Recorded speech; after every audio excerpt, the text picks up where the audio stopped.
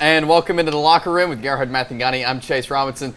Thanks for joining us. Got a great show. We're going to talk a lot of high school football, college football. So we're going to go ahead and dive right into it with some college football talk now. The Alabama Crimson Tide, what a win over LSU. If you've been watching this Alabama team maybe over the last 3 or 4 weeks, this is the kind of team that we've seen coming for a while, probably since the Georgia game. Being able to stop Nick Chubb the way they did about the same thing to Leonard Fournette and give it up to this front seven, really the front four. The guys they rotate in there, they're probably right now playing the best in the country. And then Alabama was able to flip the narrative because everybody going into it was talking about Leonard Fournette. Led the nation in rushing.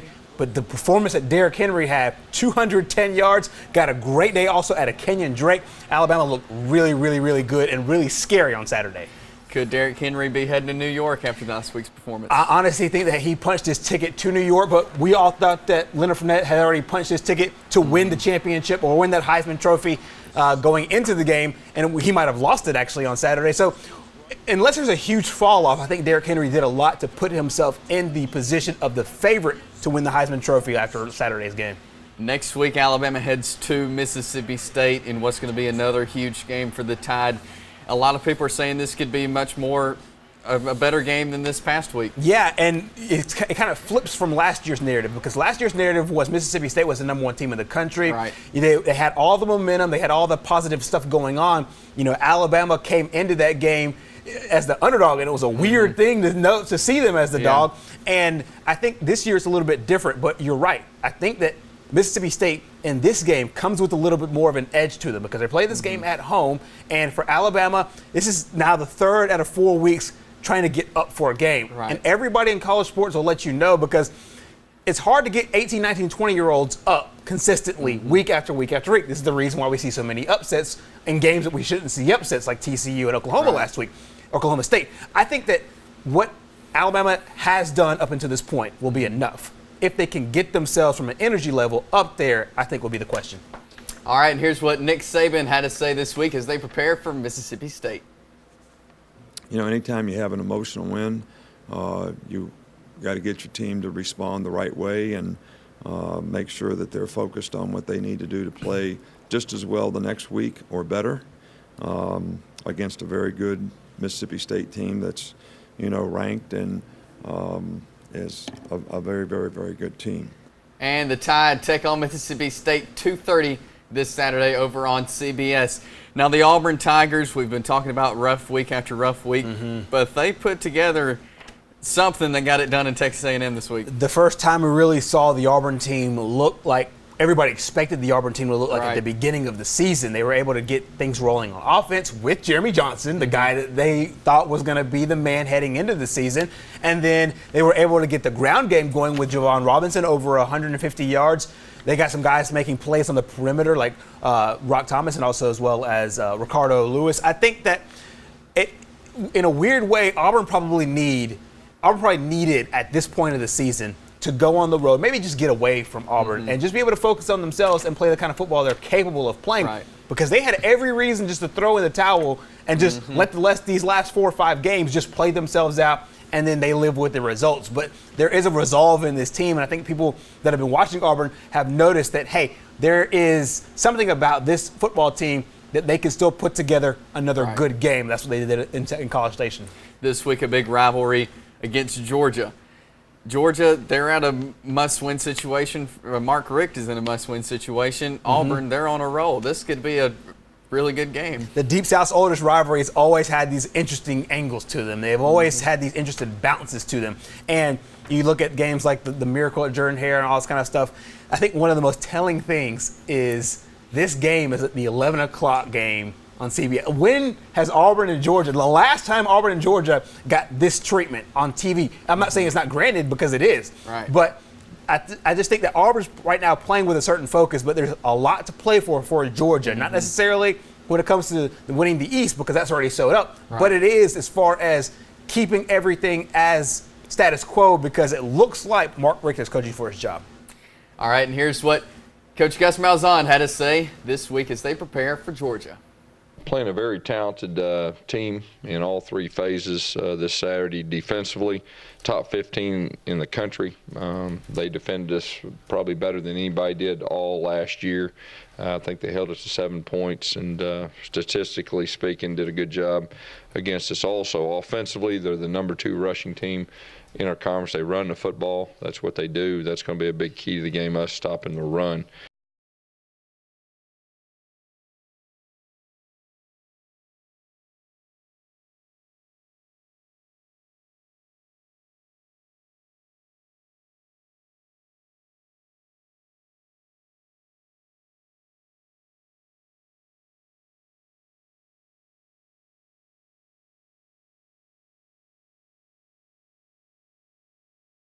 You can catch Auburn and Georgia again this Saturday at 11. Now on to the JSU Gamecocks. Another big win against Eastern Illinois. I think one of the more impressive wins of the season, because Eastern Illinois, they didn't have the kind of record that Eastern Kentucky did. They didn't have the kind of ranking that Eastern Kentucky did, or maybe Chattanooga did.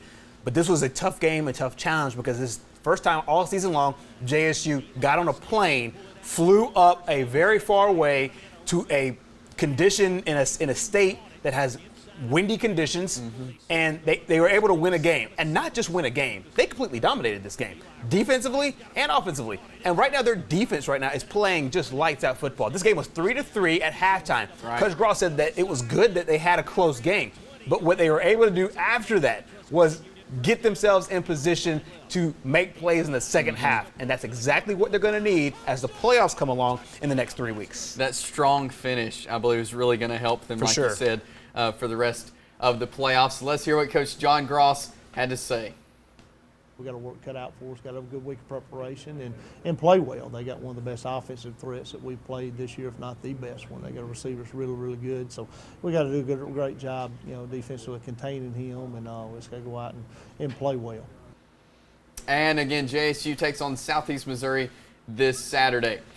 Coming up, we got more of the locker room. We're going to talk some high school football and some high school basketball as well, so stay with us in the locker room. Welcome back in the locker room. It's time to talk a little high school football now. Last week was the first round of the state playoffs. What are some takeaways for you from the first round? There's a lot of wins from local teams that I'll take away, but another thing I'll take away is just the tough break that a lot of these teams get, because when Region 6 matches up with Region 8, we saw it in 3A and we saw it in 4A. It's a really, really, really tough thing for the classes or the regions in the teams in Region 6. Jacksonville had to go to Brooks, who had just put 62 on Colbert County. Yeah. And Colbert County is another strong team that went to Glencoe and got a win in Glencoe. Welborn had to go to Lauderdale County. And if all those teams in Region 6 were in Region 7, I think they'd still be alive. But the fact that Region 6 paired up with Region 8, it made it a tough break for a lot of these local teams. Yeah. I look at the Anniston game. That's the one game that really, even though we're several days after the first weekend, that one kind of still sticks with me. That's a game they should have won, and Anniston could have gotten deep this year. I think it would have been so good for their program. That stands out to me. Also, I think I could continue to really want to watch Piedmont. Yeah. I think Piedmont is set up really good, and hope that them and Madison win this week so we can get that matchup in the third round. And the refs came to play. Yeah. A lot of flags that first week. Big time. Let's look ahead to this week, our game of the week. Alexandria, Pleasant Grove comes to town. We've been talking a lot about Alexandria this season. What are your thoughts on that game? Alexandria has looked like the best team in this area, and we will see what they look like on quote unquote the big stage here against Pleasant Grove. Pleasant Grove's a team that went to the Super 7. They've had phenomenal, maybe about the last 4 or 5 years, they've been consistently in the top 10 in the state, always making a run for the playoffs. But we've seen this Alexandria team over maybe like week 7 to week 10, not necessarily sputter, I wouldn't use that word, but it not look like the same Alexandria team from the first 6 weeks. They had the game against Anniston where they were shut out, had a game against Cherokee County where Cherokee County put up 49 points on them. So this will be the true test, the true playoff test, I would say, for Alexandria heading into the second round. Yeah, as the competition gets tougher for Alexandria, they're going to have to throw the ball to move on, because people are not going to sit there and let them run the ball down their throat, which has been Alexandria's MO really up until the Anniston game. Anniston kind of showed how you slow Alexandria down. You force them to throw and not just the little short passes. They're going to have to take some shots and loosen things up if they're going to keep winning. Right. Well, let's shift things over to some high school basketball now. Something we did on the Pigskin Roundup every Friday night was our East Alabama Power Poll. So we decided to move this over to high school basketball season. So let's take a look at our top 10, our preseason top 10 East Alabama high school basketball Power Poll. First up for the boys, there you see number 10, Westbrook Christian. They made it all the way to the regionals last season. Expect another good team for them. At number 9, always a good team, guys, White Plains Wildcats. At number 8, the Sacs Wildcats. Number 7, the Oxford Yellow Jackets. Number 6, Talladega. We saw them last year in our Holiday Hoops Challenge. They were really good. They made it down to the regionals in the South. Number 5, Alexandria. They made it to the regionals last year. Another team, Cherokee County, coming in at number 4. We talked about how good of a season they're having in football, and expected to have another good one in basketball. And number 3, these top three good basketball teams. Anniston at 3, Gadsden City at 2, and Sacred Heart, the defending 1A state champs, at 1. Guys? I like it. I like what the preseason has, as far as has to show for the teams here in this area. And basketball, of course, we know is a momentum sport. And you want to be good when the calendar flips to 2016. But heading into the season, I really can't disagree with a lot of that top 10, especially because we're going to get some of these good early matchups. Sacred Heart plays Gadsden City. We'll see Gadsden City as well as Westbrook Christian and some other venues just before the season gets really good. Of course, all the Calhoun County teams will play in the Calhoun County tournament coming up in mid-January. So it'll be fun and really interesting. And, of course, things will settle out a little bit more once football gets done. But for the preseason, I like it. Yeah, I think all of those teams in there. I mean, you know, as we go, the thing about basketball, there's obviously more games played. Right. You're going to have some of those teams at the top lose, but that doesn't necessarily mean that they're not good, because you know, Anniston, they always play very good competition right out of the chute. They play Spain Park to open their season. So, you know, I do think those top 3, especially the top 2, Gadsden City and Sacred Heart, are probably the cream of the crop. They have just about everybody back. Sacred Heart does have everybody back to defend their state championship. Anniston's really going to be good again. They've got, you know, the 2 Ross boys. They've got Trey Croft, their shooter, back. They've got Mario Dobbins is back. So those top 3, I think, are going to be really the cream of the crop this year.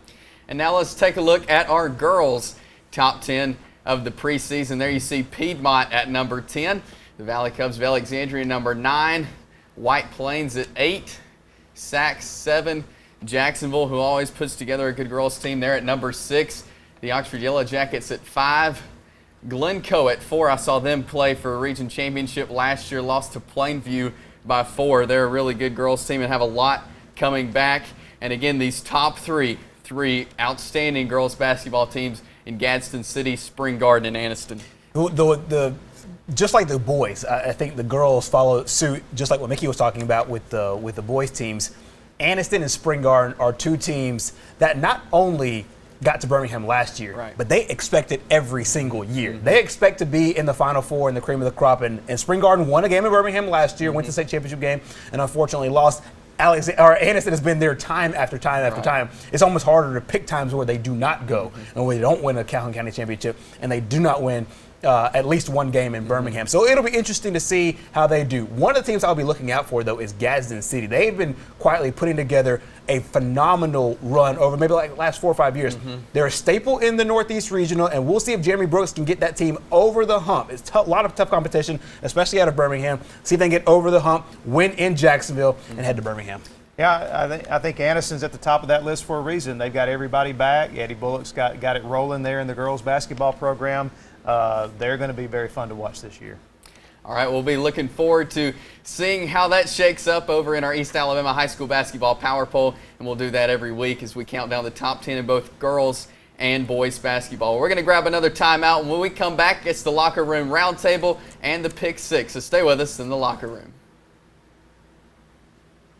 And welcome back into the locker room. It's time for the Locker Room Roundtable. And first of all, guys, a team we've seen in the SEC, they came in late, but they've done good. That's the Missouri Tigers. They're not doing as well this year. And as you know, they've kind of went on strike the last few days. They missed a day of practice on Monday, wanting the president terminated for racism. But what does this do to Missouri football now? They've missed a day of practice. They're not working as a team right now. They're not working as a team as far as on the field stuff. And I think off the field is where this story gained a lot of momentum. And we've talked about people have talked about the way the Missouri football team really kind of changed the narrative on this entire story. And they weren't necessarily blaming the president for racism, so to speak, just not doing anything when it occurred. But now here's the thing. Now what? Now what for Missouri? Now what for the football team? And it is interesting to see what this program will do, moving forward. I think one of the biggest things that it does do, this is not necessarily football related, this is sports related. We now see what athletes can do when they want to get together for a certain cause. Now they have the power that maybe they didn't even know they had. Because Missouri was going to pay a $1 million fine if they didn't play BYU, because they're going to pay them anyways. Then, of course, you get fines from TV networks and the SEC and all of that. I think the biggest story out of this is the NCAA athletes now understand their power and what that does to the balance between the administration and the athletes. Yeah, I agree 100%. I think that I'm not up to speed as much as I would like to know about exactly the ins and outs and the details of what happened and where the president was wrong. But from a sports perspective, Gerhard's absolutely right, because there's a precedent set now.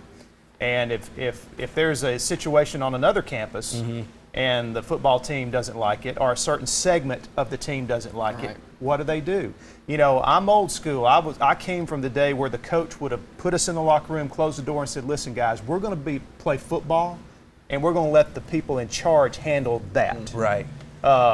But we don't live in that kind of day and age. This is not old school. Yeah. And so it'll be really interesting to watch because, and I also do agree with some national pundits who've come out and said if the East were still up for grabs, Missouri wouldn't have gone on strike or threatened. Right.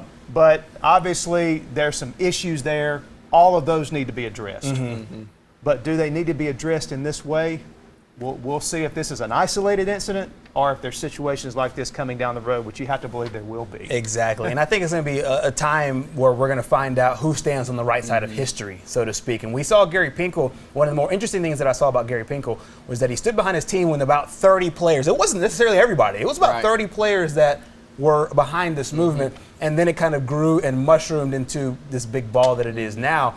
Well, we'll see, only history will write these things. History will write the story about all of this stuff. But I think it's an interesting move, like Mickey said, it's an interesting move to see now how things are handled once the group that had, quote unquote, no power now kind of sees where their power lies and if they fight for the right things. Now on to a team that we are familiar with, the Auburn Tigers. Put together a great game plan against Texas A&M. The quarterback situation, we've seen Jeremy Johnson, we've seen Sean White. Jeremy Johnson started, of course, this past Saturday at Texas A&M because Sean White was injured. What's next for Auburn and their quarterback? It's interesting. Florida State or Clemson went through this a while back, two or 3 years ago, and then Florida State went through this not too long ago with Sean McGuire and Everett Golson. I think now, for Auburn, it's kind of like a day-by-day thing. You've seen the good and the bad with Sean White, and you've seen the good and the bad with Jeremy Johnson. Now, do you put Sean White out there before he's completely healthy, or do you just put Jeremy Johnson out there because he's got the hot hand? And I think that Auburn has found a way since the beginning of the season to mess it up, so I don't really know how to exactly quantify it. But I think Jeremy Johnson's done enough until this point, and then he also has the more promise going into the next 3 games. You see athletes in all sports lose starting positions due to injury. A guy goes down. You look at the Atlanta Falcons. Tevin Coleman, starting running back to start the season, he got injured. Devontae Freeman came in, and nobody's taking his spot right now. It just happens. That's really what this is about to me. I think Gus Malzahn and Rhett Lashley are going to start whoever they feel like can win the game. And they're going to determine it in practice. I know for a fact this week they're going to be putting those guys under a lot of stress and strain, and whoever performs the best in practice is going to start. I don't believe it's predetermined. I don't believe they've crowned Jeremy Johnson the starter or Sean White the starter. They're going to put them through the grind this week, and whoever comes out of it. And I will say this, if it's Jeremy Johnson that wins the job this weekend, and he plays well against Georgia, I think he's the starter the rest of the year. Right. All right, now a lot of things happened in college football this past Saturday. What are some things that stuck out to y'all? Auburn's win really is the kind of the big one that stuck out. Another thing that happened, though, Nebraska over Michigan State. And I think that, and not to poke fun of your Final Four last week about having Michigan State in there, but I think we saw something in Michigan State that was kind of missing. They didn't have that firepower on offense. They had the defense right there, but they would tussle. They went toe-to-toe with a team that has 3 wins. Now that's that 4th win of the season. I think it shakes up the Big Ten a little bit more than what we thought. I think Ohio State still has firm balance of it, but it shook it up a little more than I was expecting. Well, and I didn't expect Michigan State to end there, but I thought they deserved it at the time. And I don't think we've seen the last of the shakeup in that conference. There's some big matchups coming, but I guess my biggest takeaways is Alabama now, to me, does deserve to be in the top 4. Right. They didn't think they did last week. They didn't even control their own destiny. Now with Ole Miss losing, Alabama beating LSU on that big stage, Alabama's there. They control their own destiny now. I do think Auburn's win was significant because it does set up the possibility that Auburn could be the only thing standing in Alabama's way. Right. Again. How many times have we seen that happen? There you go again with the relevance and the significance of the Iron Bowl, even when one team is having a down year. And the other thing, too, officiating continues to be horrible. Yeah. I mean, Yep. it's It sad really to say, does. but it's just awful. I don't know if it's ever been this bad. I don't know if it's because of the speed of the game is making it so Yeah. difficult. I don't know, but it's just we can't get away from sorry to say it, bad officiating. Yeah. Well, let's take a look at some big games going on in college football with our Pick 6. But first, let's take a look at our standings so far. There you see, I went 4-2 last week. Gerhard and Mickey 3-3. I continue to lead there, 37-11. Gerhard 33-15. Mickey 35-13. So let's take a look at this week's game. First up, Alabama heads over to Mississippi State. Bama is going to be in a lot tougher game than most people expect. I do expect Alabama to win, though, in Starkville. Alabama.